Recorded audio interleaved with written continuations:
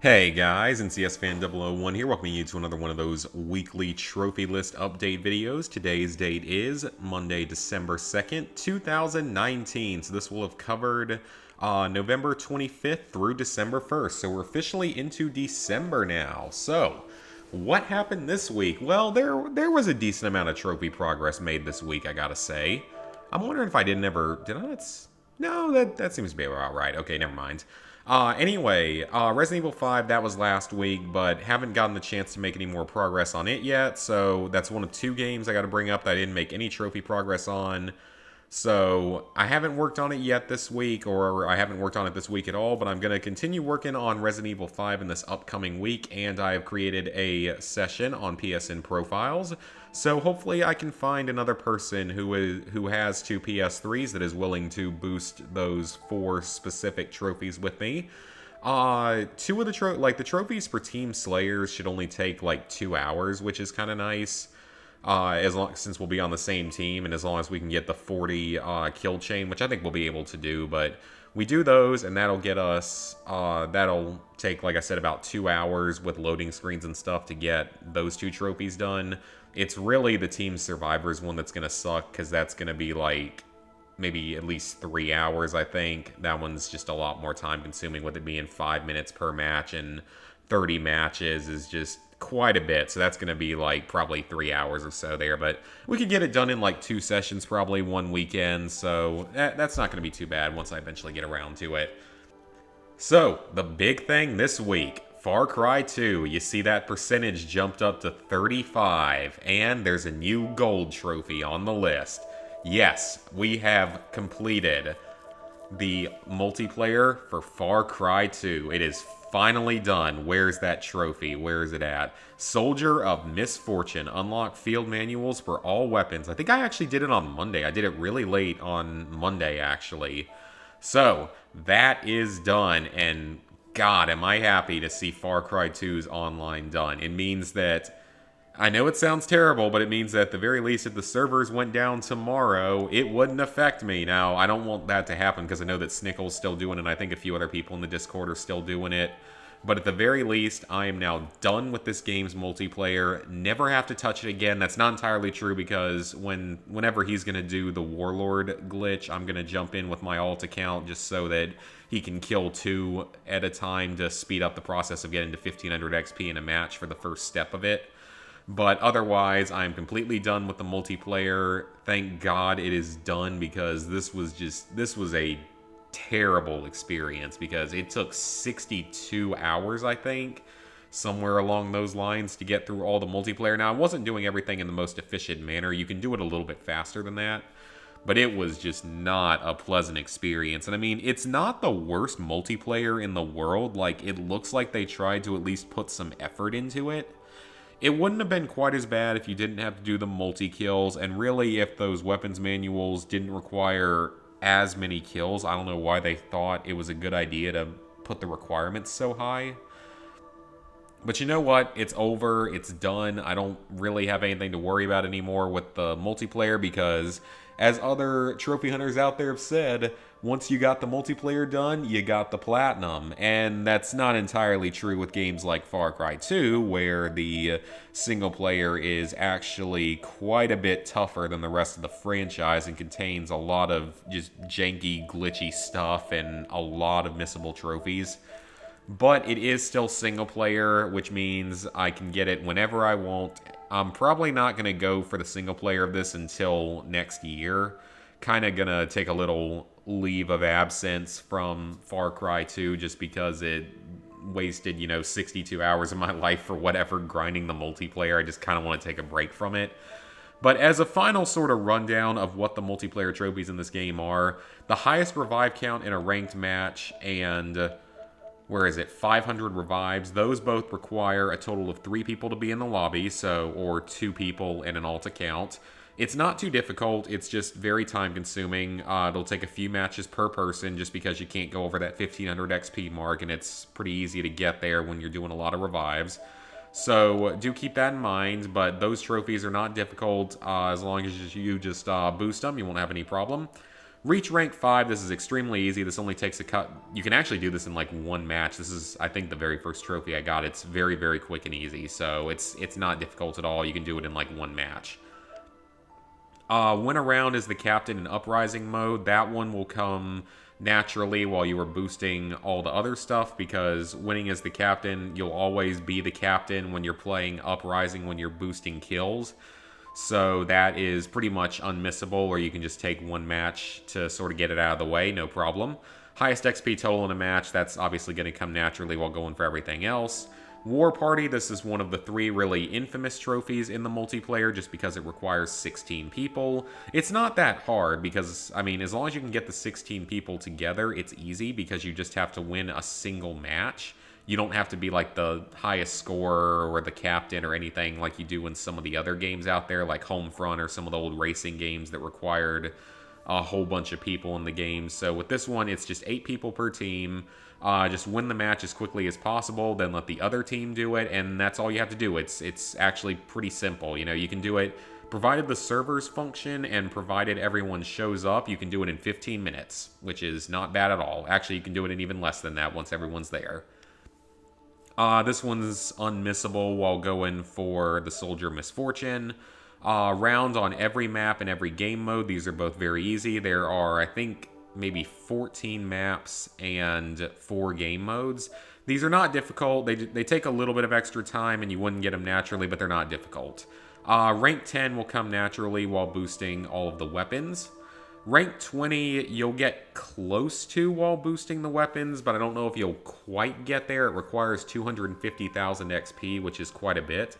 So if you don't get there, if you don't quite get there through boosting the weapons, you may just want to D-rank from 30 when you do the Warlord glitch. Because if you look at my timestamps, I did the trophies out of order, like really heavily out of order. For this, because like I did this one, let's see, because I did, hold on, let's see if I can actually follow this. I did level 5, I did that on the 7th at 7:45 p.m.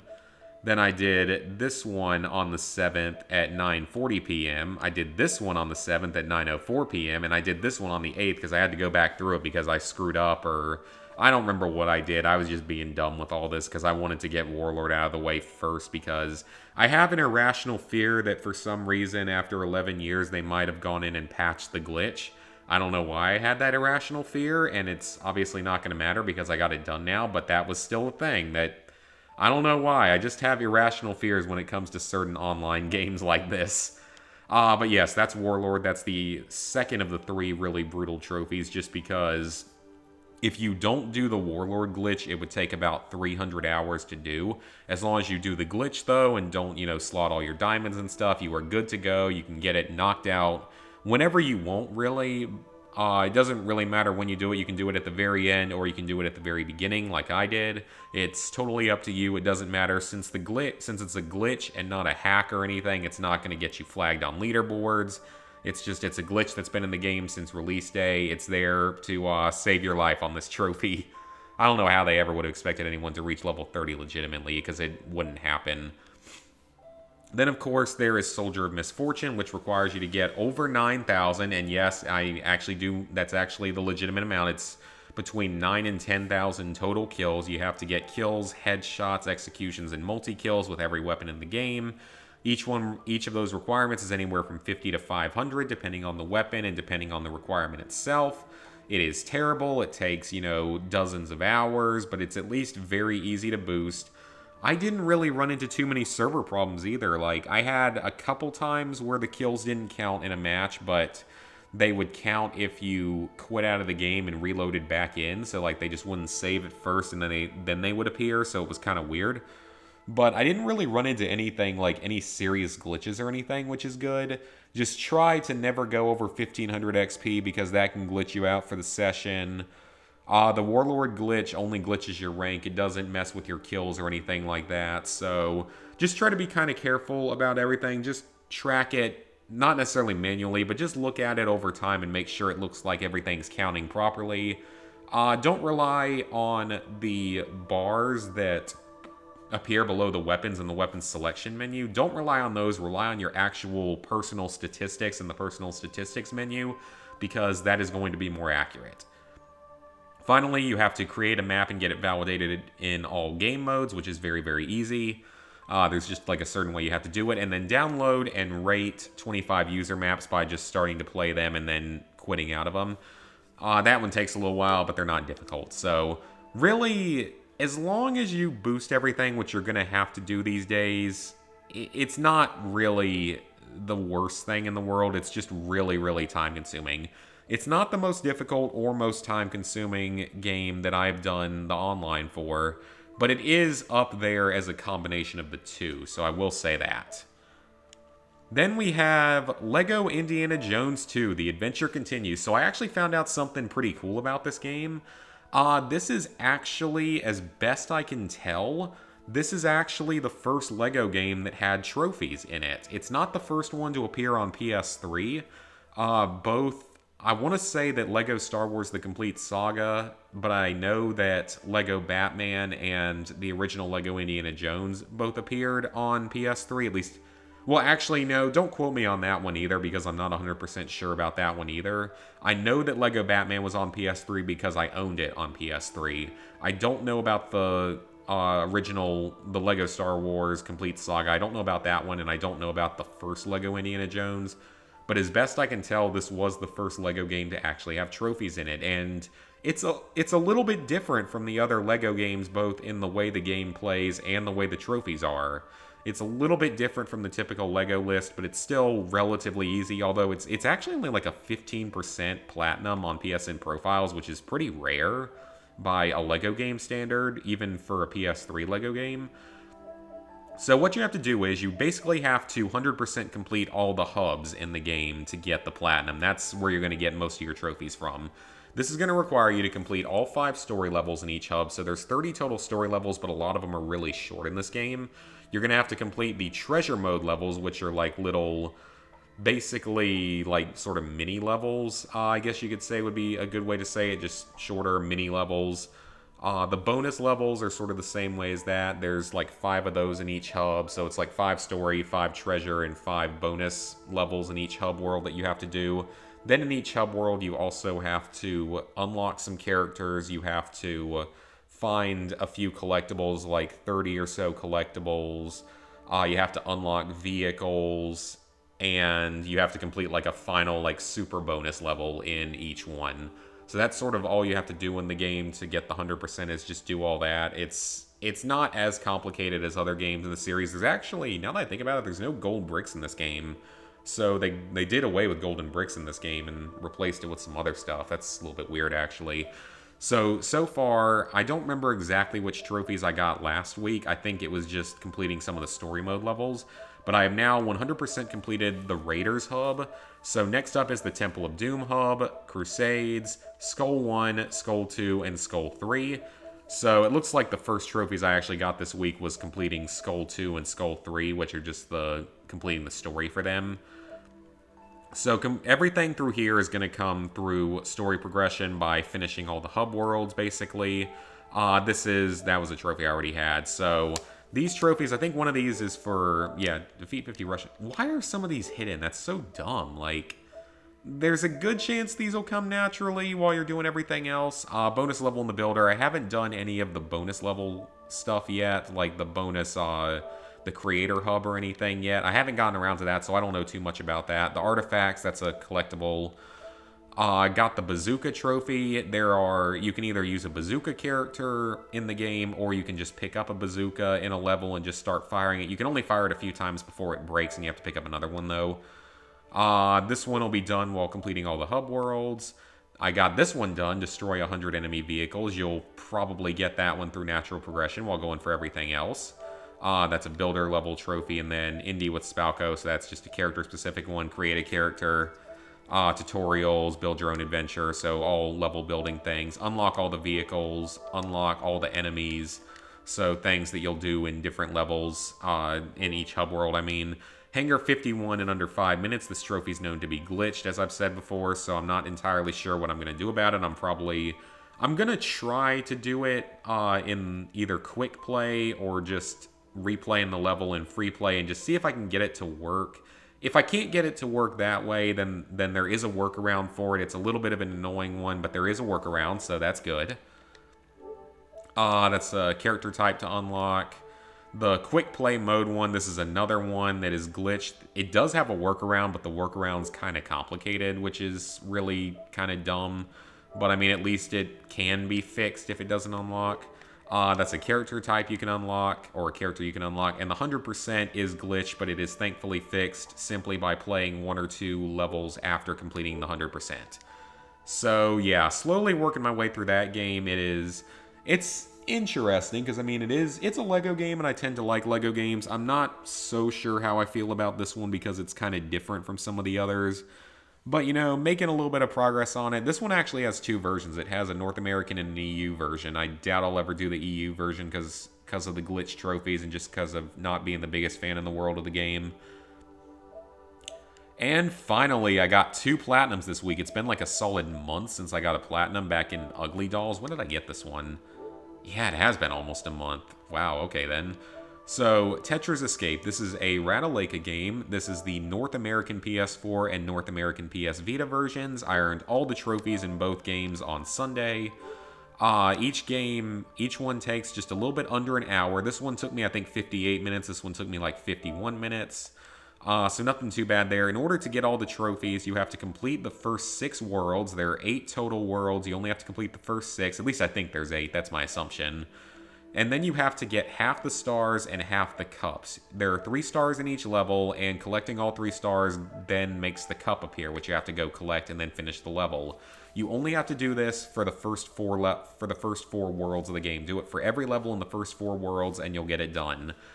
You can also skip a few of the tougher levels for the cups and the stars and do them on a few really easy levels in the 5th and 6th worlds. Usually, like, tutorial levels are pretty easy for it. Then you have to save 200 Tetras. You'll get the first 2 trophies through natural progression. This one you're going to have to grind for. We'll get to that in just a second. Walk 1,000 boxes is unmissable. Walking 2,500 is another grindy trophy.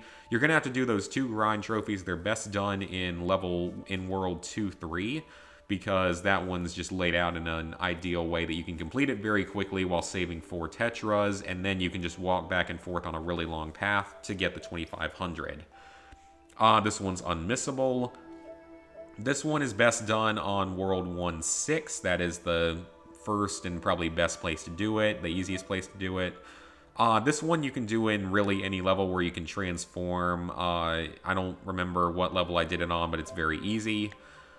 This one is best done near the end of the game in World, I believe it's 6-3 was the level it's on where it's the best to do it. And then burn all the Tetras in the same level. That's also done in World 6. I don't remember the mission. I want to say it's 6-2, though, where there's just like a giant lava floor.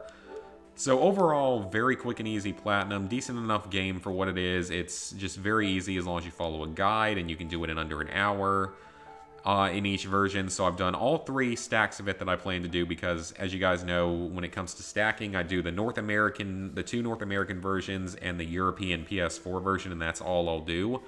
Or I'll do the PS3, PS4, and PS Vita version, and I've done that before with a few games like Walking Dead, like Telltale Games, and with Minecraft.